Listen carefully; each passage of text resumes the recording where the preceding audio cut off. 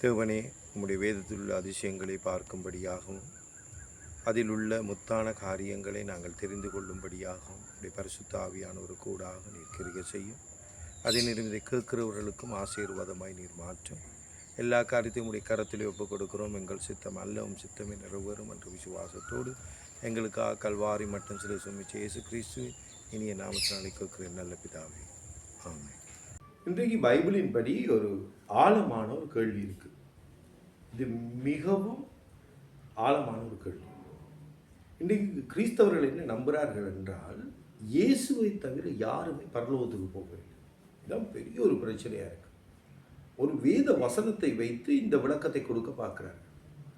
நான் இப்போ கிட்டத்தடியிலே இந்த இந்தியாவில் இருக்கின்ற ஒரு சகோதரர்கள், இந்த ஜொஷுவான் ஒரு சகோதரர், இன்றைய கிறிஸ்தவர்களின் வழிநடத்துகிற ஒரு சகோதரன் ஒருவரும் இதை குறித்து பேசியிருந்ததை நான் பார்த்தேன்.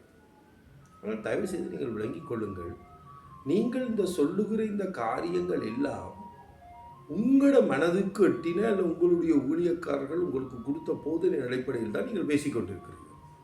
உங்களுக்கு ஒரு பரிசுத்தாவினுடைய வெளிப்பாடோ அல்லது ஒரு தேவனுடைய சபையோ உங்களிடத்தில் இல்லை. நீங்கள் எல்லாரும் ஒவ்வொரு குழுவாக வீட்டில் ஒவ்வொரு சபைகளை தொடக்கி ஒவ்வொரு ஊழியங்களையும் ஒவ்வொரு உபதேசங்களையும் செய்து கொண்டிருக்கிறீர்கள். இதனால்தான் உங்களுக்கு இந்த வெளிப்பாடு இல்லை. எல்லா கிறிஸ்தவர்களும் ஒரு வார்த்தையை தூக்கி எடுக்கிறார்கள். நான் அதை வாசிக்கிறேன், கேளுங்கள்.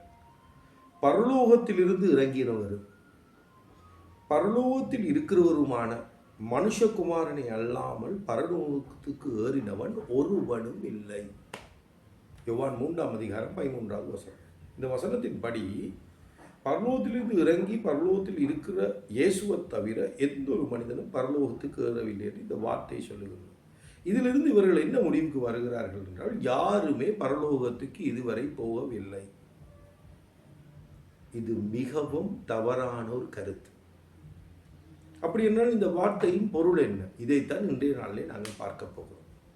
முதலாவது, இந்த பூமியிலிருந்து எடுத்துக்கொள்ளப்பட்ட மனிதன் பரத்துக்கு ஏனோக். ஆதியாகமம் 5:24 வசனத்திலே திட்ட தெளிவாக வேதம் சொல்லுகின்றது, தேவன் அவனை எடுத்துக்கொண்டார். முதலாக இந்த பூமியிலிருந்து பரத்துக்கு எடுக்கப்பட்டவர் தான் ஏனோக். இந்த காரியத்தை குறித்து எபிரேயர் 11:5 வசனம் புதிய ஏற்பாட்டில் நாங்கள் பார்க்கிறோம். ஆனால் அவர் பரலோகத்துக்கு எடுத்துக்கொள்ளப்பட்டார் என்று வேதாமத்தில் இல்லாதபடியால் ஒரு சிலர் எங்களோடு வாதாடலாம், அவர் பரலோகத்துக்கு போகவில்லை என்று. எடுத்துக்கொள்ளப்பட்டது உண்மை, ஆனால் ஏதோ ஒரு இடத்தில் அவர் தங்கி இருக்கின்றார். ஒரு சிலர் சொல்கிறார்கள் பாரதீஸ் என்ற ஒரு இடம் இருக்கின்றது, பரலோகம் என்ற ஒரு இடம் இருக்கின்றது. இவ்வளவு குழப்பமான வியாக்கியானங்களையும் விளக்கங்களையும் இவர்கள் வேதத்தை படிக்காமல் கொடுத்து கொண்டே இருக்கிறார்கள். இதெல்லாம் தவறு. இதைத்தான் நான் இன்றைய நாளில் உங்களோடு பேச போகிறேன். இந்த வார்த்தையினுடைய பிரதானமான கருத்து, இவர்கள் எல்லாம் எல்லா ஊழியக்காரர்களையும் குறை சொல்லி எங்களுக்கு தான் வேதாகமம் தெரியும் என்ற அடிப்படையில் இவர்கள் விளக்கம் கொடுக்கின்றார்கள். ஆனால் இந்த எல்லா காரியத்தையும் சொல்வதற்கு முன்புக்கு ஒரு காரியத்தை நான் உங்களுக்கு தெளிவுபடுத்த போகிறேன். ஒரு குறிப்பிட்ட ஆட்களை தேவன் பரலோகத்துக்கு எடுத்துக்கொண்டாரே ஒழிய, அவர் இந்த பூமியில் வரும் பொழுது 2ஆம் வருகையில் தான் அவர் ஏனைய பரிசுத்தவான்கள் எல்லாரையும் பரலோகத்துக்கு எடுத்துக்கொள்ள போகிறார். இதை நீங்கள் தெளிவாக விளங்கிக் கொள்ளுங்கள். ஆகையால் இது வேதாகம் எங்களுக்கு தெளிவாக சொல்லுகின்ற ஒரு காரியம். இதில் எந்த மாற்று கருத்தும் இல்லை. ஆனால் இப்பொழுது பரலோகத்துக்கு போனவர்கள் வேதாமத்தின்படி உண்டா என்றால் இப்போ இதை நாங்கள் உங்களுக்கு வேதாமத்துக்கூடாகவே காண்பிக்க போகிறேன். இதை நாங்கள் பார்க்க போகிறோம். 2 ராஜாக்கள் 2ஆம் அதிகாரம் 1வது வசனத்தை நாங்கள் வாசிப்போம். கர்த்தர் எலியாவை சுழல் காற்றினாலே பரலோகத்துக்கு எடுத்துக்கொள்ள போகிற போது எலியா எலிசாவோடு கூட கில்காலில் இருந்து புறப்பட்டு போனார்.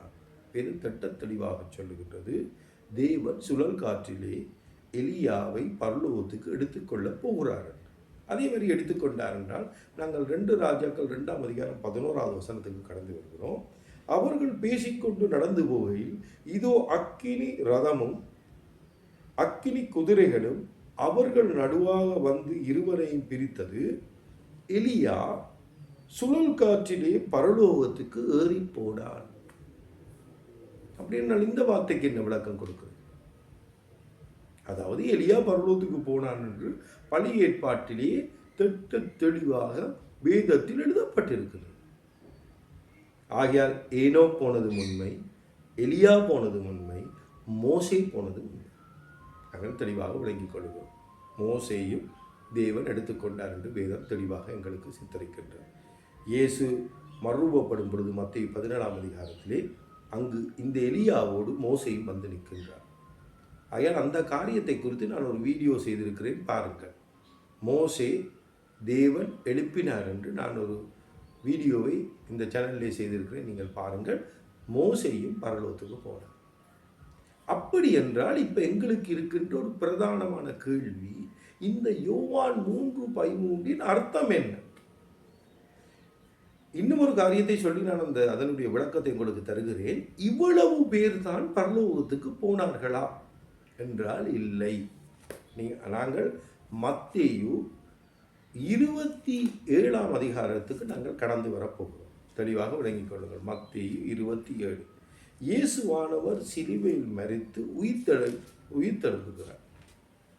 அதை நீங்கள் மறந்துட வேண்டாம். இயேசுவானவர் சிலுவையில் மரித்து உயிர்த்தெழுகிறார். இந்த உயிர்த்தெழுகிற நேரத்திலே அவர்களோடு ஒரு கூட்டம் எழும்புகிறது. நான் உங்களுக்கு மத்தேயு 27:50 வாசிக்கிறேன். இயேசு மறுபடியும் மகா சத்தமாய் கூப்பிட்டு ஆவியை விட்டார். இயேசு இப்ப சிலுவையில் மரிக்கிறார். அப்பொழுது தேவாலயத்தின் திரட்சியிலே மேல் தொடங்கி கீழ் வரைக்கும் 2ஆக கிழிந்தது. பூமியும் அதிர்ந்தது, கண்மலைகளும் பிளந்தது. தெளிவாக விளங்கிக் கொள்ளுங்கள். இனித்தான் நாங்கள் காரியத்துக்கு கடந்து வரப்போகிறோம். கல்லறைகளும் திறந்தது, நித்திரை அடைந்திருந்த அநேக பரிசுத்தவான்களுடைய சரீரங்களும் எழுந்திருந்தது. அதாவது அநேக பரிசுத்தவான்கள் இயேசுவோடு கூட எழுந்தார்கள் என்று வேதம் சொல்லுகின்றது. நாங்கள் 53ஆவது வசனத்துக்கு போவோம், நீங்கள் தெளிவாக பார்ப்பீர்கள். அவர் உயிர்த்தெழுந்த பின்பு இவர்கள் கல்லறைகளை விட்டு புறப்பட்டு பரிசுத்த நகரத்தில் பிரவேசித்து அநேகருக்கு காணப்பட்டார்கள். ஆகையால் அந்த மூவரை தவிர இயேசு உயிர்த்தெழுகின்ற பொழுது ஒரு கூட்டம் இயேசுவோடு கூட எழும்புகிறது. இதைத்தான் நாங்கள் பழைய ஏற்பாட்டிலே பார்க்கிறோம். முதற் பலன், அதாவது பஸ்கா, அதாவது சிலுவையிலே இயேசு மரிக்கின்றார். அடுத்தது புளிப்பில்லாத அப்ப பண்டிகை. அடுத்த நாள் நாங்கள் பார்க்கிறோம் முதற் பலன், அதாவது கதிர்கள் முதல் பலனை கொண்டு வந்து அவர்கள், ஏனென்றால் முதல் பலனாக மீட்கப்பட்டவர்கள் இயேசுவோடு கூட. அதாவது மரணத்தை நான் ஜெயமாக விழுங்கினேன் என்று இயேசுவானவர் காட்டுவதற்காக ஒரு கூட்ட ஜனங்களை, ஆதியில் இருந்து இயேசுவின் காலம் வரை மரித்த ஒரு கூட்ட ஜனங்களை இயேசுவானவர் உயிர்த்தெழுப்புகிறார். அவர்கள் அந்த நகரத்துக்குள் பிரவேசித்து சாட்சி கொடுக்கிறார்கள். இப்போ நீங்கள் என்னிடத்தில் ஒரு கேள்வியை கேட்கலாம், இவர்கள் போனது உண்மையானால் இவர்கள் போனதுக்கான வேறு ஏதாவது ஆதாரங்கள் வேதாமத்தில் உண்டான? பல ஆதாரங்கள் இருக்கு. நான் உங்களை தெளிவுபடுத்த போகிறேன்.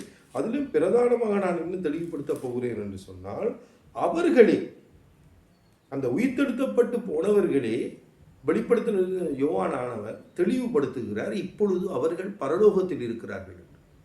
நாங்கள் வெளிப்படுத்தின 5ஆம் அதிகாரம் 8 வாசிக்கப் போகிறோம். அந்த புஸ்தகத்தை அவர் வாங்கின போது அந்த 4 ஜீவன்களும் 24 மூப்பர்களும், வேதம் சொல்லுகின்றது 24 மூப்பர்களும் தங்கள் தங்கள் சுரமண்டலங்களையும் பரிசுத்தவான்களுடைய ஜெபங்களாகிய தூப வர்க்கங்களால் நிறைந்த பொற்கரசங்களை பிடித்து கொண்டு ஆட்டிக்குட்டியாருக்கு முன்பாக வணக்கமாய் விழுந்து, இப்பொழுது நாங்கள் 9வது வசனத்தை வாசிக்கின்றோம். தேவனுடைய புத்தகத்தை வாங்கவும் அதன் முத்திரையை உடைக்கவும் பாத்திரராயிருக்கிறீர். இனித்தான் நாங்கள் காரியத்துக்கு கடந்து வரப்போகிறோம். ஏனெனில் நீர் அடிக்கப்பட்ட சகல கோத்திரங்களிலும், அதாவது ஏனெனில் நீர் அடிக்கப்பட்டு சகல கோத்திரங்களிலும் பாஷைக்காரரிலும் ஜனங்களிலும் ஜாதிகளும் இருந்து எங்களை தேவனுக்கென்று உம்முடைய இரத்தத்தினாலே மீட்டுக்கொண்டு, இவர்கள் இப்பொழுது தேவனால் மீட்டுக் கொள்ளப்பட்டு பரலோகத்தில் இருக்கின்றார்கள். எங்கள் தேவனுக்கு முன்பாகவும் எங்கள் ராஜாக்களும் ஆசாரியர்களும் ஆக்கி நாங்கள் பூமியிலே அரசாளுவோம் என்று புதிய பாட்டை பாடினார்கள். அதாவது இவர்கள் இப்பொழுது பரலோகத்திலிருந்து உம்முடைய இரத்தத்தினால் எங்களை மீட்டுக்கொண்டீர் என்று இவர்கள் தேவனை புகழுகிறதை வெளிப்படுத்தல் எழுதின யோவான் ஆனவர் நமக்கு குறிக்கிறார். ஆகையால் பரலோகத்துக்கு போனவர்கள் யார் என்று சொன்னால் ஏனோக், எலியா, மோசே, அதே நேரம் இந்த 24 மூப்பர்கள் என்று கருதப்படுகிறவர்களும் அங்கு பூமியிலிருந்து எடுத்துக்கொள்ளப்பட்டவர்கள் என்று வேதம் நமக்கு அறிவிக்கின்றது. அப்படியானால் இவர்களை விசேஷமாய் தேவன் எடுக்கின்றார், முதல் பலனாய் எடுக்கின்றார்.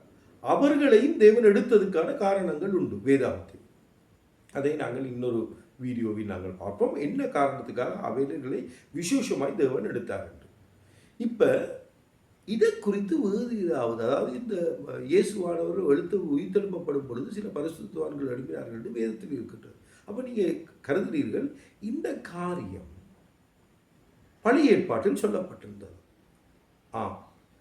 தெளிவாக விளங்கிக் கொள்ளுங்கள். வேதம் என்பது எவ்வளவு முத்துக்களை எங்களுக்கு அள்ளி தருகின்றது. நாங்கள் வேதத்தை படிக்கிறது இல்லை, எங்களுக்கு தெரியாது அதில் என்ன சொல்லப்பட்டிருக்கின்றதை நாங்கள் ஆராய்வதில்லை. எங்களுடைய கருத்துக்களை நாங்கள் வேதத்தில் இருக்கிறதாக மக்களுக்கு சொல்லிக் கொண்டிருக்கிறோம். ஏசாயா 26வது அதிகாரம் 19வது வசனம் இயேசு சொல்லுகிறார், மரித்த உம்முடையவர்கள் பிரேதமான என்னுடன் கூட எழுந்திருப்பார்கள். அதாவது தேவனுக்குள் மரித்தவர்கள் பிரேதமாயிருக்கின்ற என்னோடு கூட அவர்கள் எழுந்திருப்பார்கள் என்று ஏசாயா 26:19 இது தீர்க்க தரிசனமாய் பழைய ஏற்பாட்டில் எழுதப்பட்டு விட்டது. அதன் அடிப்படையில் தான் இயேசு மரித்து உயிர்த்தெழும்பும் பொழுது இந்த கூட்டமானது எழும்புகின்றது. இதை தீர்க்க தரிசனமாகவும் நாங்கள் பார்க்கிறோம், முதற்கனியாக வேதத்தில் சொல்லப்பட்டிருக்கின்றது. அதை நீங்கள் லேவியர் 23ஆம் அதிகாரத்திலே நீங்கள் வாசித்து பார்த்தீர்கள் என்றால் 4ஆம் வசனத்துக்கு கீழே எப்படி பஸ்கா வருகின்றது, எப்படி புளிப்பில்லா பண்டிகை வருகிறது, எப்படி முதல் பலன் காணிக்க வருகின்றது தெளிவுபடுத்துகிறது. அதாவது முதல் பலனாக ஒரு கூட்டத்தை இயேசுவானவர் தன்னோடு கொண்டு செல்கிறார். இவ்வளவு தொடர்புகிறதா? இல்லை. இன்னும் தெளிவு இந்த புதிய ஏற்பாட்டிலும் சரி பழைய ஏற்பாட்டிலும் அது சொல்லப்பட்டிருக்கின்றது. நான் உங்களுக்கு புதிய ஏற்பாட்டு வசனத்தை வாசிக்கிறேன். எபேசியர் 4ஆம் அதிகாரம் 8 10 வரை. ஆதலால் அவர் உன்னதத்துக்கு ஏறி சிறைப்பட்டவர்களை சிறையாக்கி மனுஷர்களுக்குள்ளே வரங்களை அளித்தார் என்று சொல்லி இருக்கிறார். அதாவது அவர் உன்னதத்துக்கு ஏறினாராம், சிறைப்பட்டவர்களை சிறையாக்கினாராம். அதாவது பாவத்தின் நிமித்தம் மரணத்திலே சிறைப்பட்டிருந்தவர்களை அவர் தனக்கு சிறையாக்கி கொண்டு போனார். நான் திரும்பவும் அதை வாசிக்கிறேன், கேளுங்கள். ஆதலால் அவர் உன்னதத்துக்கு ஏறி சிறைப்பட்டவர்களை சிறையாக்கி மனுஷர்களுக்கு வரங்களை அளித்தார் என்று சொல்லியிருக்கிறார். ஏறினார் என்பதனால் அவர் அதற்கு முன்னே பூமிக்கு தாழ்வெழுங்களில் இறங்கினார் என்று விளங்குகிறது அல்லவா? அதாவது ஏறினார் என்றால் அவர் இந்த பூமிக்கு வந்திருக்கிறார். இறங்கினவரே எல்லாவற்றையும் நிரப்புதற்கதாக எல்லா வானங்களுக்கு மேலாக உன்னதத்துக்கு ஏறினவருமாயிருக்கிறார். அப்போ இவர் இப்பொழுது எல்லா வானங்களுக்கு மேலாக உன்னதத்துக்கு ஏறிவிட்டார், பரலோகத்துக்கு. இந்த பரலோகத்துக்கு ஏறினவர் என்ன செய்தார் என்று வேதம் சொல்லுகிறது. ஆதலால் அவர் உன்னதத்துக்கு ஏறி சிறைப்பட்டவர்களை சிறையாக்கி, அதாவது பாவத்தின் நிமித்தம் சிறைப்பட்டிருந்தவர்களை தனக்கு சிறையாக்கினார். இந்த வசனம் பழைய ஏற்பாட்டு சங்கீதம் 68ஆம் அதிகாரத்திலே 18ஆம் வசனத்திலே சொல்லப்பட்டிருக்கிறது. ஆகையால் இயேசு உயிர்த்தெழுப்பப்படும் பொழுது ஒரு கூட்டம் அவர் சிறையாக்கி கொண்டு போவார் என்பது பழைய ஏற்பாட்டிலே 2 இடங்களிலே தெளிவாக தீர்க்க தரிசனமாய் சொல்லப்பட்டிருக்கின்றது. அப்படியானால் யோவான் 3:13 கருத்து என்ன? இதை தெளிவாக நீங்கள் விளங்கிக் கொள்ளுங்கள். இதைத்தான் நாங்கள் இன்று பார்க்க போகிறோம். இதனுடைய தெளிவை நீங்கள் பார்ப்பதற்கு முன்பதாக இதை நான் வாசிக்கிறேன், கேளுங்கள். பரலோகத்திலிருந்து இறங்கினவர், அதாவது இந்த உலகத்திலே பிறந்த அனைவரும் பூமியில் பிறந்துதான் பரலோகம் போறார்கள். தெளிவாக நீங்கள் விளங்கிக் கொள்ளுங்கள். யாருமே பரலோகத்திலிருந்து இறங்க இல்லை, இயேசுவை தவிர. எல்லாரும் இந்த பூமியில் பிறந்து உயிரோடு அல்லது மரித்து தேவனிடம் எடுத்துக்கொள்ளப்படுகிறார்கள். எலியாவும் அவ்வாறு தான் சுழல் காற்றில் பரலோகத்துக்கு போகிறார். ஆனால் வேதம் என்ன சொல்லுகிறது என்றால், பரலோகத்திலிருந்து இறங்கினவர், அதாவது இயேசு ஒருவர் தான் பரலோகத்திலிருந்து இறங்கி இருக்கிறார். பரலோகத்தில் இருக்கிறவருமான மனுஷகுமாரனை அல்லாமல் பரலோகத்துக்கு ஏறினவன் ஒருவனும் இல்லை. அதாவது எந்த ஒரு மனிதனும் பரலோகத்திலிருந்து இங்கே வந்து இயேசுவை போல் வாழ்ந்து மறுபடியும் பரலோகத்துக்கு ஏறவே இல்லை. 11வது வசனத்தை நான் வாசிக்கிறேன், இன்னும் தெளிவுடன் உங்களுக்கு கேளுங்கள். மெய்யாகவே மெய்யாகவே நான் உனக்கு சொல்கிறேன், நாங்கள் அறிந்திருக்கிறதை சொல்லி நாங்கள் கண்டவைகளை குறித்து சாட்சி கொடுக்கிறோம், நீங்களோ எங்கள் சாட்சியை ஏற்றுக்கொள்ளுகிறது இல்லை. இன்னும் அழகு சொல்லுங்க பாப்போம். அதாவது இயேசு என்ன சொல்றார் என்றால், நான் பரலோகத்தின் காரியங்களை கண்டு சாட்சி கொடுக்கிறேன். இன்றைக்கு யோவான் என்றாலும் சரி, பவுல் என்றாலும் சரி, இந்த உலகத்தில் இருக்க எல்லா பரிசுத்தவான்களும் தரிசனங்கள் மூலமாய் பரலோகத்தை கண்டுதான் சாட்சி கொடுக்கின்றார்கள். யாரும் பரலோகத்துக்கு போய் இந்த பூமியிலே வந்து அல்லது பரலோகத்தில் இருந்து வந்து எங்களுக்கு சாட்சி கொடுக்கவில்லை. அதனால் இயேசு ஒருவர் மட்டும்தான் பரலோகத்தில் இருந்து வந்து பரலோகத்துக்கு ஏறினவர். இந்த யோவான் 3ஆம் அதிகாரம் 13 வாசிக்கும் பொழுது நான் உங்களுக்கு 11 வாசித்தேன். அதே நேரம் 12ஆம் வசனத்தையும் வாசிக்கிறேன், கேளுங்கள். பூமிக்கெடுத்த காரியங்களை நான் உங்களுக்கு சொல்லியும் நீங்கள் விசுவாசிக்கவில்லையே, பரம காரியங்களை உங்களுக்கு சொல்லுவேனால் எப்படி விசுவாசிப்பீர்கள்? பூமிக்குரிய காரியங்களை நீங்கள் விளங்கவில்லை என்றால் பரலோகத்தில் கண்டவைகளை நான் வந்து இந்த பூமிக்கு சொல்லும் பொழுது நீங்கள் எப்படி விளங்கிக் கொள்வீர்கள்? அதுதான் உண்மை.